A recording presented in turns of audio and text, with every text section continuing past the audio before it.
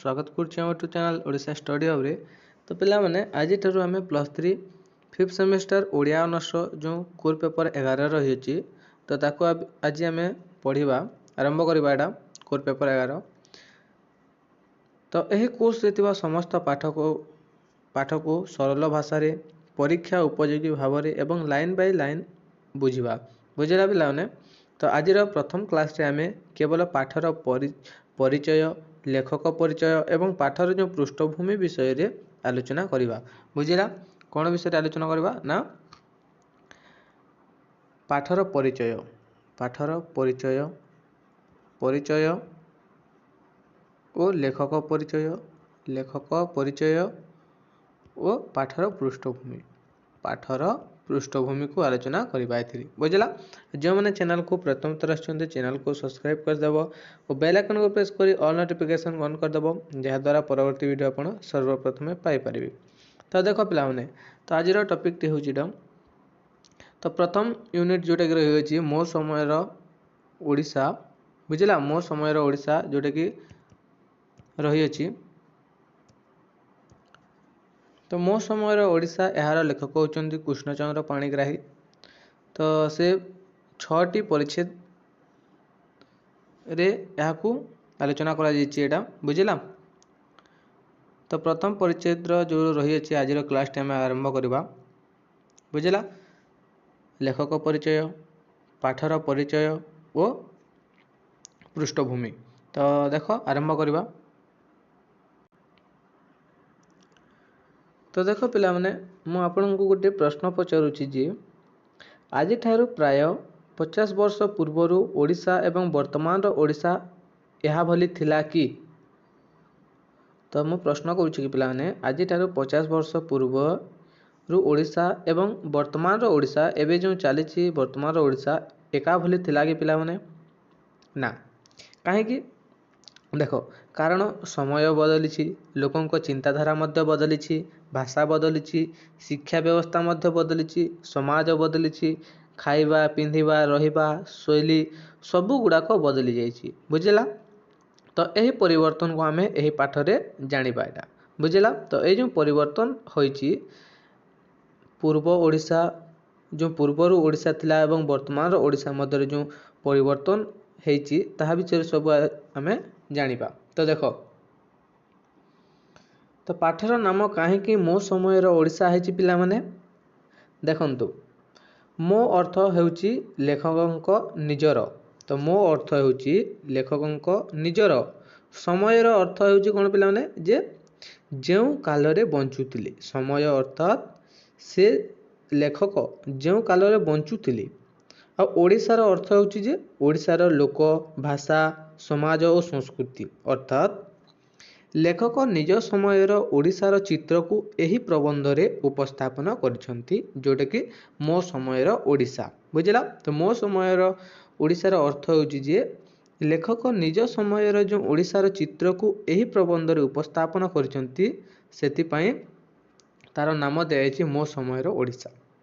तो देख पिला माने यह केवल गल्प नुहे पिला माने ये जो मो समय ओडिशा रही यह केवल गल्प नुहे यह गोटे स्मृति चित्र अटे यह गोटे समाजर इतिहास अटे यह गोटे संस्कृतिर दर्पण अटे। बुझेला तो कौन अटे पिला माने यह केवल गल्प नुहे यह गोटे स्मृति चित्र अटे यह गोटे समाजर इतिहास अटे यह गोटे संस्कृतिर दर्पण मध्य अटे। बुझेला तो एबे देखिबा हमें पाठर उद्देश्य। पाठर उद्देश्य कौन पिला माने बुझ एटा जे एबे प्रश्न होउची जे लेखक यही पाठ कहीं लिखिली। तो लेखक यही पाठ कहीं लिखिले पिला माने तांकर उद्देश्य थिला जे आगामी पीढ़ी जानतु जे पुराना ओडिशा किपरि थिला। तो तांकर उद्देश्य एटा थिला जे आगामी पीढ़ी अर्थात आजिकाली जो पीढ़ी आजिर पीढ़ी जानतु जे पुराना ओडिशा किपरि थिला। तो अर्थात आमे जानिबा जे पुराना ओडिशा किपरि थिला। बुझला तो सेते बेले लोक माने किपरि जीवन बिताउतिले सेते बेले लोक माने किपरि जीवन बिताउतिले से विषय रे आजिर लोके जानिबे बोली से कहितिले। शिक्षा केमिति थिला समाज रे केउ केउ प्रथा चली थिला ओडिया भाषार अवस्था केमिति थिला साहित्यर विकास किपरि थिला ଏସବୁ ବିଷୟରେ ସେ କହିଛନ୍ତି। ଅର୍ଥାତ୍ ସମଗ୍ର ଓଡ଼ିଶାର ଜୀବନକୁ ଆମ ସାମ୍ନାରେ ରଖିବା ହିଁ ଲେଖକଙ୍କ ମୁଖ୍ୟ ଉଦ୍ଦେଶ୍ୟ ଥିଲା। ତ ସମଗ୍ର ଓଡ଼ିଶାର ଯେଉଁ ଜୀବନକୁ ଆମ ସାମ୍ନାରେ ରଖିବା ହିଁ ଲେଖକଙ୍କର ମୁଖ୍ୟ ଉଦ୍ଦେଶ୍ୟ ଥିଲା ପିଲାମାନେ। ବୁଝିଲା? ତ ଲେଖକଙ୍କର ଉଦ୍ଦେଶ୍ୟ ଥିଲା ଏଇଟା। ତ ଏବେ ଆମେ ଦେଖିବା ଲେଖକଙ୍କ ପରିଚୟ। ବୁଝିଲା? ଲେଖକଙ୍କ ପରିଚୟ। ତ ଏବେ ଜାଣିବା ଯେ ଏହି ପାଠକର ଲେଖକ କିଏ। ତ ଏହି ପାଠକର ଲେଖକ ହେଉଛନ୍ତି କୃଷ୍ଣଚନ୍ଦ୍ର ପାଣିଗ୍ରାହୀ। ସେ କେବଳ ଜଣେ ସାହିତ୍ୟିକ ନୁହନ୍ତି ପିଲାମାନେ, ସେ ଜଣେ ଇତିହାସବିତ୍ ଅଟନ୍ତି, ଜଣେ ପୁରାତତ୍ତ୍ୱବିତ୍ ଅଟନ୍ତି, ଜଣେ ଗବେଷକ, ଜଣେ ପ୍ରବନ୍ଧକାର, ଜଣେ ସଂସ୍କୃତି ପ୍ରେମୀ ମଧ୍ୟ ଅଟନ୍ତି। ତ ସେ ଓଡ଼ିଶାର ଇତିହାସ, ମନ୍ଦିର, ସଂସ୍କୃତି ଏବଂ ପ୍ରାଚୀନ ସଭ୍ୟତା ଉପରେ ବହୁ ଗବେଷଣା ମଧ୍ୟ କରିଛନ୍ତି। ତ କୃଷ୍ଣଚନ୍ଦ୍ର ପାଣିଗ୍ରାହୀ ସେ ଓଡ଼ିଶାର ଇତିହାସ, ମନ୍ଦିର, ସଂସ୍କୃତି ଏବଂ ପ୍ରାଚୀନ ସଭ୍ୟତା ଉପରେ ବହୁ ଗବେଷଣା ମଧ୍ୟ କରିଛନ୍ତି ପିଲାମାନେ। ତ ତାଙ୍କର ଲେଖାରେ ସବୁବେଳେ ସତ୍ୟ ଘଟଣା, ଐତିହାସିକ ତଥ୍ୟ ଏବଂ ସରଳ ଭାଷାର ବ୍ୟବହାର ଦେଖିବାକୁ ମିଳିଥାଏ। ବୁଝିଲା?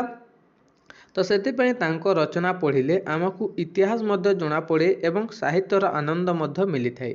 ତ ତାଙ୍କର ଯେଉଁ ରଚନା ପଢ଼ିଲେ ଆମକୁ ଇତିହାସର ମଧ୍ୟ ଜଣାପଡ଼ିଥାଏ ଏବଂ ସାହିତ୍ୟର ଆନନ୍ଦ ମଧ୍ୟ ମିଳିଥାଏ ଏଥିରେ।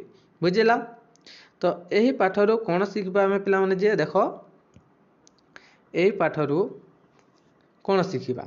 ତ ଏହି ପାଠ ପଢ଼ିବା ପରେ ଆପଣ ଜାଣିପାରିବେ ଯେ ପୁରୁଣା ଓଡ଼ିଶାର ସମାଜ ବ୍ୟବସ୍ଥା କିପରି ଥିଲା।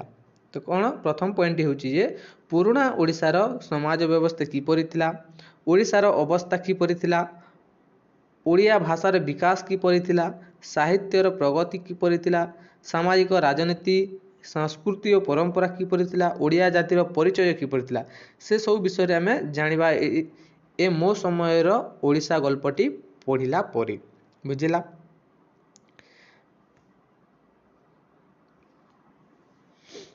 ତ ଏଇଟା ଥିଲା +3 5th ସେମିଷ୍ଟାର ଓଡ଼ିଆ ଅନର୍ସର ଫାର୍ଷ୍ଟ ୟୁନିଟ୍, ଯେଉଁଟାକି କୋର୍ ପେପର୍ 11 ରହିଛି ମୋ ସମୟର ଓଡ଼ିଶା। ତ ଆମେ ଦେଖିଲା ଯେଉଁଟାକି ଲେଖକଙ୍କ ପରିଚୟ, ଉଦ୍ଦେଶ୍ୟ ଓ ପୃଷ୍ଠଭୂମି ଥିଲା। ତ ନେକ୍ସଟ କ୍ଲାସରେ ଆମେ ଦେଖିବା ଯେଉଁ ରହିଅଛି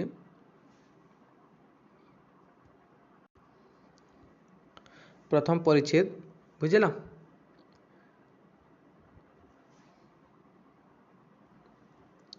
ତ ନେକ୍ସଟ କ୍ଲାସ ଆମେ ପ୍ରଥମ ପରିଚ୍ଛେଦର ଯେଉଁ ବ୍ୟାଖ୍ୟା କରିବା।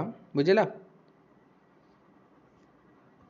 ତାର ମୁଖ୍ୟ କଥା ଗୁଡ଼ିକ ବୁଝିବା ଏବଂ ତାର ଯେଉଁ ସମୟ ସ୍ରୋତ କହିଲେ କ'ଣ ସେ ବିଷୟରେ ସବୁ ଆଲୋଚନା କରିବା। ଲେଖକ ନିଜ ଜୀବନକୁ କାହିଁକି ମନେ ପକାଉଛନ୍ତି ସେ ସବୁ ବିଷୟରେ ଆମେ ନେକ୍ସଟ କ୍ଲାସରେ ଜାଣିବା। ତ ଏଇଟା ଥିଲା 5th ସେମିଷ୍ଟାର ଓଡ଼ିଆ ଅନର୍ସ। ତ ଆଶା କରୁଛି ଭିଡ଼ିଓଟି ଭଲ ହେଇଥିବ। ଭିଡ଼ିଓଟି ଭଲ ହେଇଥିଲେ ତୁମ ସାଙ୍ଗସାଥିମାନଙ୍କୁ ସେୟାର କରିଦେବ, ଯାହାଦ୍ୱାରା ସେମାନେ ମଧ୍ୟ ଉପକୃତ ହୋଇପାରିବେ। ଧନ୍ୟବାଦ।